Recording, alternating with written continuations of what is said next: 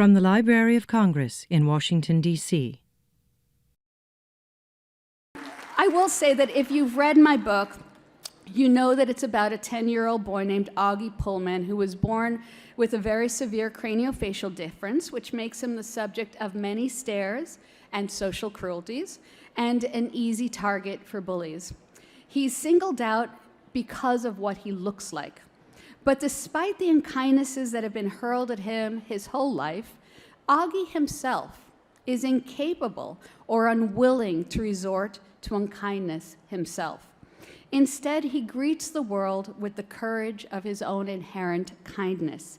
He fights cruelty with humor. He meets ignorance with grace. The reason he's a wonder isn't because of the 27 surgeries or because he looks so different. He's a wonder because despite every reason to distrust the world, he marches into it with a brave heart and a ready, if not easy to fathom, smile. That's why readers around the world have taken Augie into their hearts.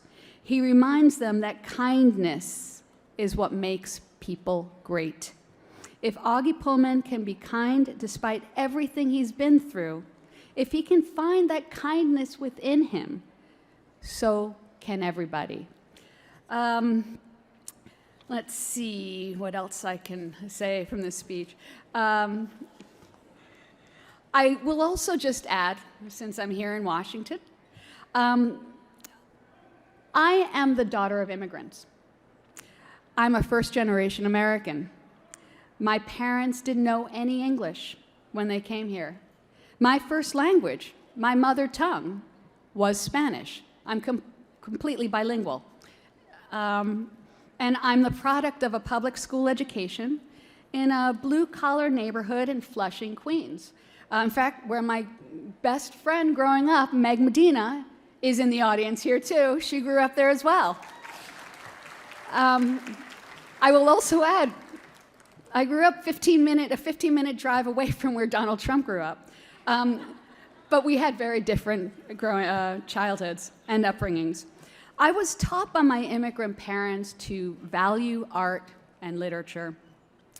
I was taught by my father to marvel at the wonders of science. I was taught by my mother to revere books. I was taught by my teachers to value the ideas of others, even if they were different from mine. You know that saying, I may not agree with what you say, but I will fight to the death your right to say it. That is at the heart of American values. I was taught by my neighbors, even those who weren't thrilled at having Latinos in their neighborhood, that class has nothing to do with income and everything to do with outcome. I'm telling you these things just to explain what it feels like to hear our president announce legislation that would bar people like my parents to immigrate here legally to this country because they don't know English. Please understand the outrage I feel when I see white supremacists decrying my right to live here and be here. Please understand my dismay at leaders and pundits who don't denounce Nazis and the KKK.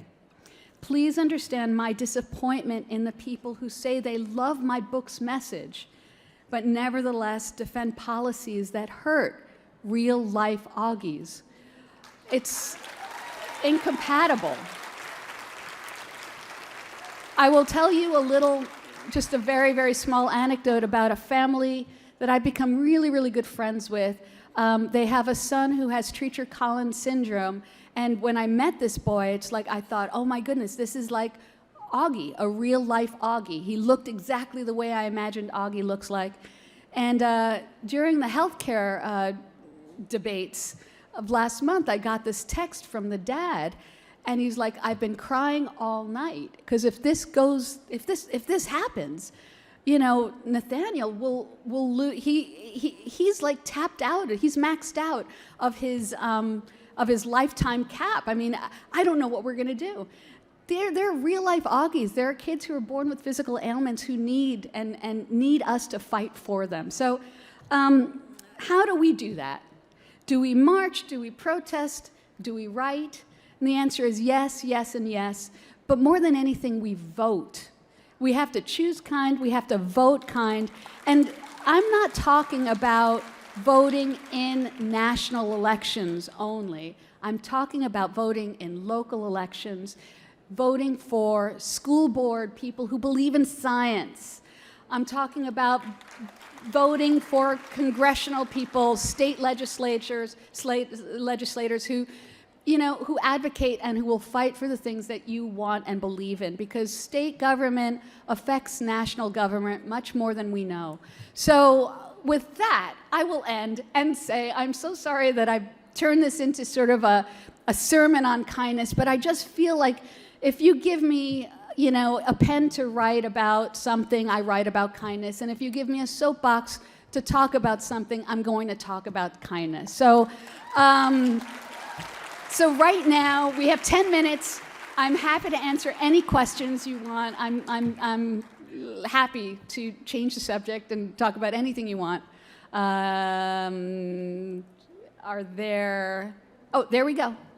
Hi there. Where did you get the inspiration for the character Summer? Summer, that's such a, because everyone loves Summer. Summer is one of my favorite characters. And I will say first that almost all the characters in Wonder are based kind of on like mashups of people I know. So Augie himself is kind of a mashup between my son when he was that age and his best friend. And Jack Will, for instance, is also a mashup of two brothers. One was named Jack, the other was named Will.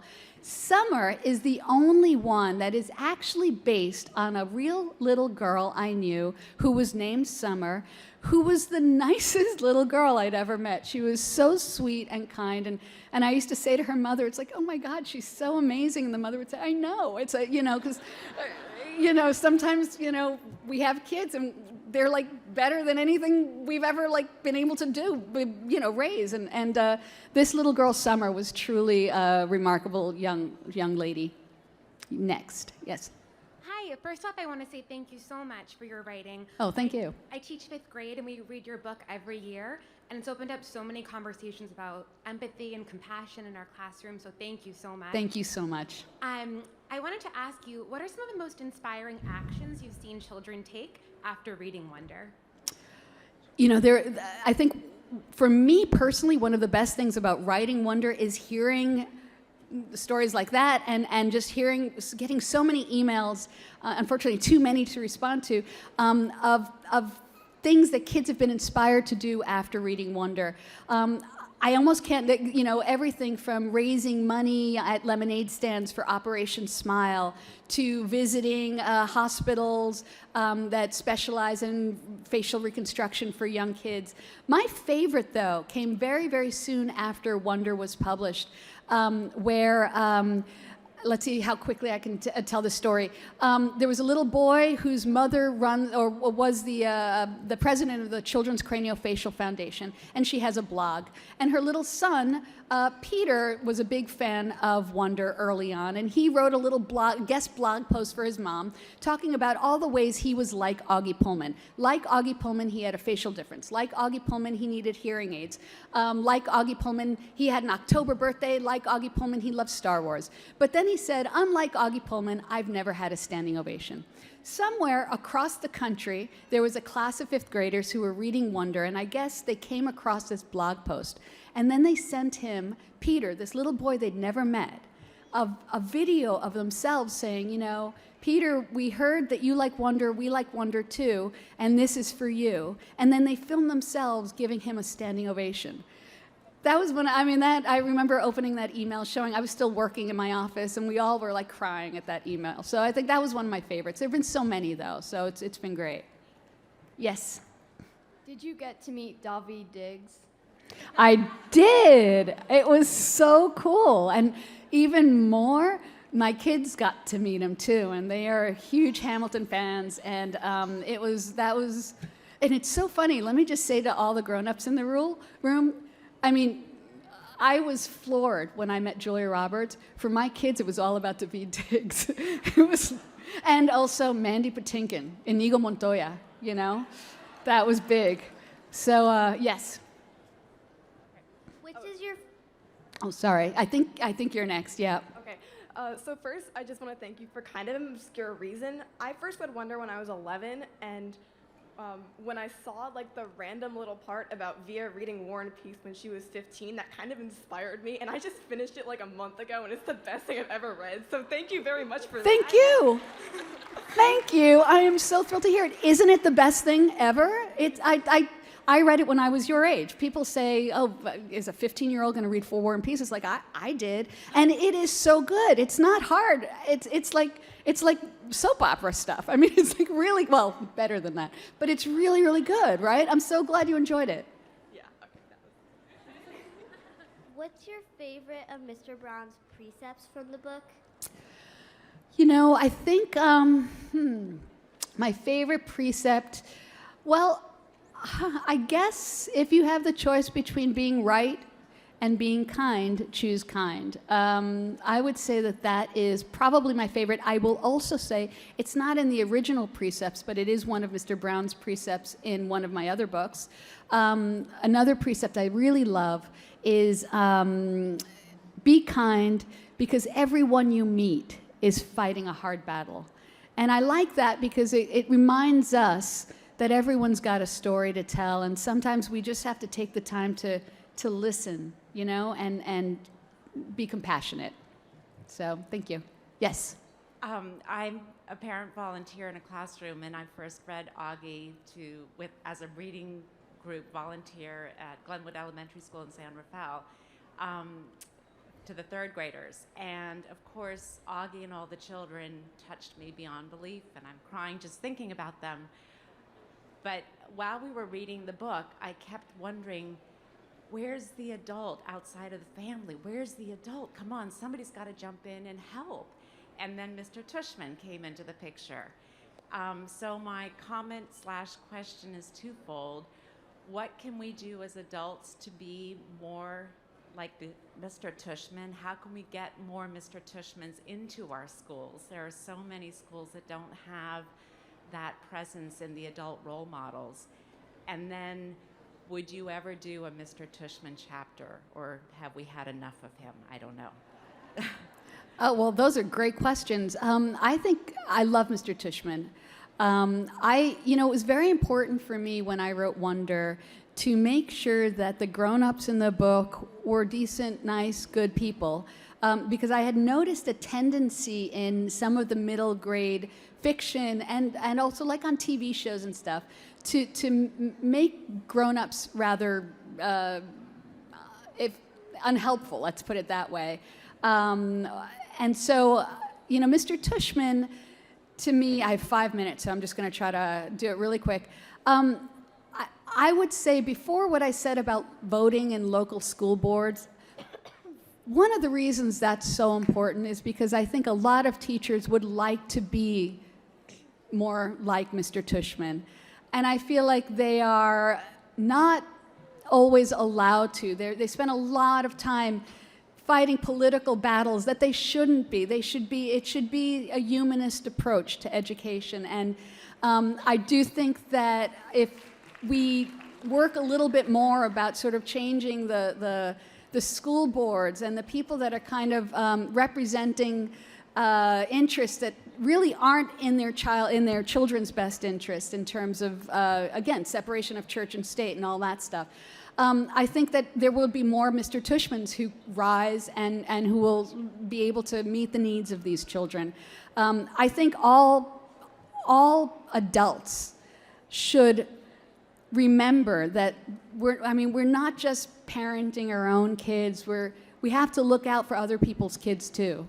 It's not enough to be content, in the 5th or 6th, when you have a kid in the 5th or 6th grade, and to know that socially, oh, my kid's doing great, I don't have to worry about them, or my kid's popular and everything, You keep an eye out for those kids that are struggling at the lower end of those social hierarchy ladders, because they need help too. And sometimes it's other parents, teachers, other people who kind of step in and help those children. So I think, not to quote a great woman, but it takes a village. And, we should all remember that. So I only have time for one last question, I think, or maybe two, depends. 2 minutes, so let's go with you. Yeah. When Jack punched Julian in the face, was it really for Augie or was it just for Jack? That's a great question. What do you think? For Jack. One of the great things about writing is that I have my opinion, but the great thing is that you sort of, writing and reading a book, they're the two sides of the same thing. So if that's your opinion, then it's right. I would say the same thing. Having said that, when my younger son read Wonder for the first time, he asked me a question like, I think it was the question like, who was the other boy in the mummy mask during the Halloween thing? Was it Miles or Henry? And I said, well, which do you want it to be? And he said, no, that's not a good answer. Is it Miles or Henry? It's like, so having said that, I would say that your answer is right, but I think it was also for Augie a little bit. I think that Jack just felt really bad in general about everything that was going on. He felt guilty, he felt shame, and in a way, Julian he just kind of like said the wrong thing at the wrong time, and Jack just had a moment. Like, he shouldn't have hit Julian. We should never resort to hitting. But I think he was just at his breaking point, and that's why he did it. So it was a little bit for himself, a little bit for Augie. I think you're right. So I am told I have to wrap it up now. Thank you so much. You've been such a great crowd, and I'm so happy to have been able to talk to you and so grateful for your time. So thank you very much, and take care. Bye. This has been a presentation of the Library of Congress. Visit us at loc.gov.